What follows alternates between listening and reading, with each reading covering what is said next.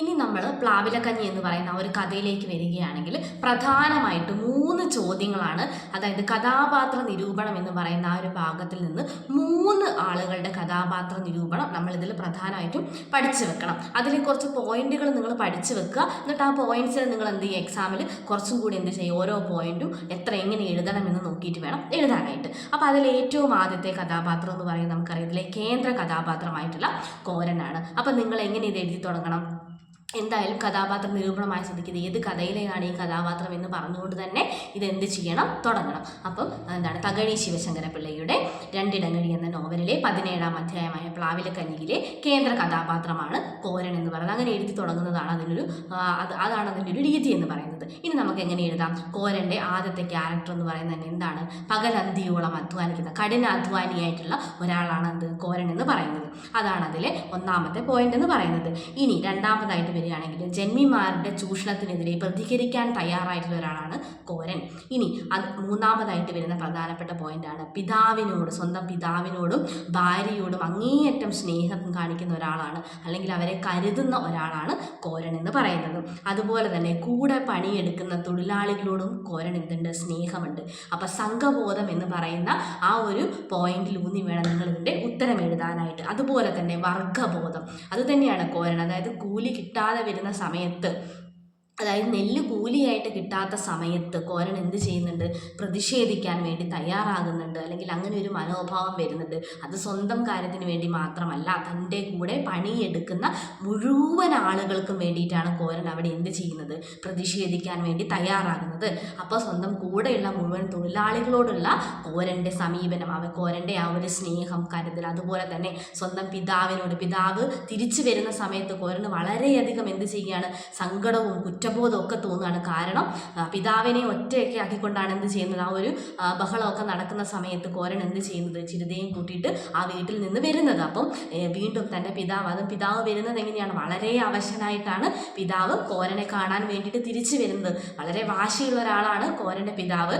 എന്നാൽ ഇപ്പോഴത്തെ ഈ ഒരു സാഹചര്യത്തിൽ ഇത്രയും അവശനായിട്ട് പിതാവ് വരുന്ന സമയത്ത് പിതാവിനോടുള്ള ആ ഒരു സ്നേഹവും താൻ ചെയ്തു പോയ തെറ്റൊക്കെ ഓർത്തിട്ട് പശ്ചാത്തപിക്കുന്ന ഒരു കോരനെ നമുക്കിതിൽ കാണാൻ സാധിക്കുന്നുണ്ട്. അപ്പം ഇതൊക്കെ നിങ്ങളിങ്ങനെ എടുത്തെഴുതണം. അപ്പോൾ ഇതിൽ നിങ്ങൾക്ക് മാർക്ക് കിട്ടണമെങ്കിൽ ഇന്ന പോയിന്റ് നിങ്ങൾ എന്ത് ചെയ്യണം, കൃത്യമായിട്ട് ഓർത്ത് വെക്കണം. ആ പോയിന്റിൽ ഊന്നിയിട്ട് നിങ്ങൾ എന്ത് ചെയ്യണം, സെൻറ്റൻസുകൾ ഉണ്ടാക്കിയിട്ട് വേണം എഴുതാനായിട്ട്. അപ്പോൾ ഒന്നും കൂടെ ആ പോയിന്റുകൾ പറയാം. കഠിനാധ്വാനിയായിട്ടുള്ള ഒരു കർഷകൻ, നിങ്ങൾക്ക് കുറച്ച് മാർക്ക് കിട്ടാനും ഏകദേശമൊക്കെ ഒന്ന് ആലോചിച്ചിട്ട് ഈ ഉത്തരം എഴുതാനും വേണ്ടിയിട്ടാണ് ഈ പോയിന്റ്സ് പറഞ്ഞു തരുന്നത്. അധ്വാനിയായിട്ടുള്ള കർഷകനാണ്. അതുപോലെ തന്നെ പകലന്തിയോളം അദ്ദേഹം എന്ത് ചെയ്യുന്നുണ്ട്, നന്നായിട്ട് അധ്വാനിക്കുന്നുണ്ട്. അതിനനുസരിച്ചുള്ള കൂലി ലഭിക്കാത്തതിൽ എന്ത് ചെയ്യുന്നുണ്ട്, ഒരു പ്രതിഷേധം തോന്നുകയും ജന്മിത്ത വ്യവസ്ഥയ്ക്കെതിരെയൊക്കെ പ്രതികരിക്കണമെന്ന് തോന്നുന്ന ഒരാളാണ് കോരൻ എന്ന് പറയുന്നത്. അതുപോലെ തന്നെ കോരൻ്റെ ഒരു പ്രത്യേകതയാണ്, ഈ ഒരു ദാരിദ്ര്യമായിട്ടുള്ള അവസ്ഥയിലും തനിക്ക് വേണ്ട ഒരു ഭക്ഷണത്തിൻ്റെ പങ്ക് പോലും എന്ത് ചെയ്യുന്നു, ഭാര്യയ്ക്ക് വേണ്ടിയിട്ട് മാറ്റിവെക്കുന്ന, ഭാര്യയോട് അത്രയും സ്നേഹം കാണിക്കുന്ന ഒരു കോരനെ നമുക്ക് കാണാൻ സാധിക്കും. അതുപോലെ തന്നെ സ്വന്തം പിതാവിനെ എന്ത് ചെയ്യുന്നു, കരുതുകയും സ്വന്തം പിതാവിന് ഒരു നേരത്തെ ആഹാരമെങ്കിലും എനിക്കിനി കൊടുക്കണം, അങ്ങനെ കൊടുത്തുകൊണ്ട്, അതായത് ആ പിതാവിൻ്റെ ഒരു അവസ്ഥ എന്ന് പറയുന്നത് മരിക്കാനായിട്ടുണ്ട്. ആ ഒരു അവസ്ഥയിലും ഇനി അങ്ങോട്ടേക്ക് തൻ്റെ പിതാവിനെ നോക്കണം, ഒരു നേരത്തേക്കെങ്കിലും അരി ഇട്ട് തിളപ്പിച്ച് ആ ഒരു ചോറ് കൊടുക്കണം എന്നൊക്കെ പറഞ്ഞിരുന്ന ആ ഒരു അവസ്ഥ നിങ്ങൾ ഇതിൽ എന്ത് ചെയ്യണം, കൃത്യമായിട്ട് എഴുതി വെക്കണം. അപ്പോൾ കോരൻ എന്ന് പറയുന്ന കഥാപാത്ര നിരൂപണത്തിൽ ഇതെല്ലാം നിങ്ങൾ എന്ത് ചെയ്യണം, ഉൾപ്പെടുത്തണം.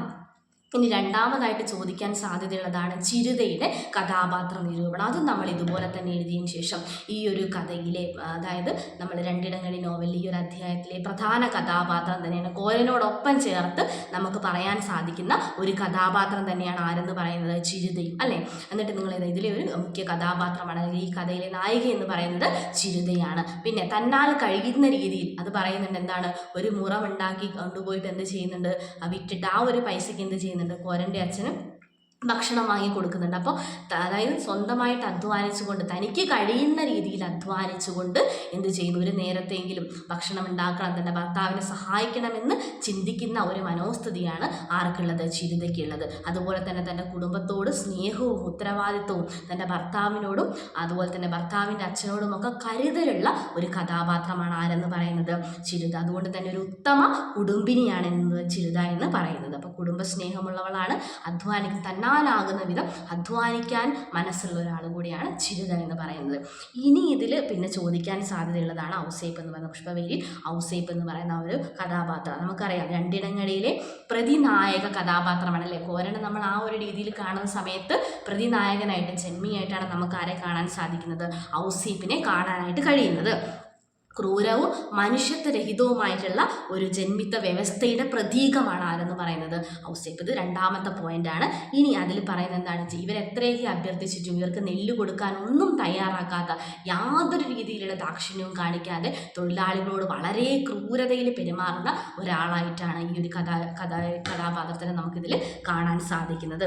അപ്പോൾ ജന്മിത്ത വ്യവസ്ഥയിൽ കോരനെ പ്രതിഷേധിക്കാൻ വേണ്ടിയിട്ട് അല്ലെങ്കിൽ ആ ഒരു ശബ്ദം ഉയരാൻ കാരണം തന്നെ എന്താണ്, ഈ ഔസേപ്പിൻ്റെ പ്രവർത്തികളാണ്. അപ്പോൾ ഇതൊക്കെ ഉൾക്കൊള്ളിച്ചിട്ടാണ് ഈ ഒരു കഥാപാത്രത്തിനെ നിങ്ങൾ എന്ത് ചെയ്യേണ്ടത്, നിരൂപണം ചെയ്ത് എഴുതേണ്ടത്. അപ്പോൾ എല്ലാ ആൾക്കാരും കഥാപാത്ര നിരൂപണം ചോദിക്കുന്ന സമയത്ത് ചെറിയൊരു ഇൻട്രൊഡക്ഷൻ കൊടുക്കുക. ആ ഒരു കഥാപാത്രത്തിൻ്റെ സവിശേഷതകൾ അത് തന്നെ റിപ്പീറ്റ് ചെയ്ത് എഴുതാതെ വ്യത്യസ്തമായിട്ട് ഇന്ന രീതിയിലാണ് ഈ കഥാപാത്രം വരുന്നത്, ചെറിയ രീതിയിലുള്ള സന്ദർഭങ്ങളൊക്കെ ഉൾക്കൊള്ളിച്ചുകൊണ്ട് നന്നായിട്ട് എന്ത് ചെയ്യുക, എഴുതാനായിട്ട് ശ്രമിക്കുക.